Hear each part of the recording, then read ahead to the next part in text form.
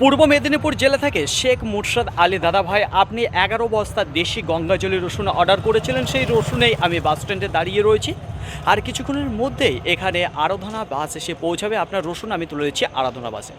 আপনাকে বলবো আপনার ওখান থেকে সঠিক সময়ে নিজের দায়িত্ব সহকারে এই রসুনের বস্তাগুলো নামিয়ে নেবেন। আপনাকে বলবো আপনি যেখান থেকে নামিয়ে নেবেন নন্দকুমার চৌরাস্তা। তো চলুন এক ঝলক দেখাই আপনাকে আপনার রসুন। এই দেখুন সুন্দরভাবে সাজিয়ে রেখেছে, এখানে দেখতে পারবেন। তাছাড়া আপনাকে দেখাবো একটা বস্তা খুলে কেমন রয়েছে। দেখুন একটা বস্তা খোলা রয়েছে।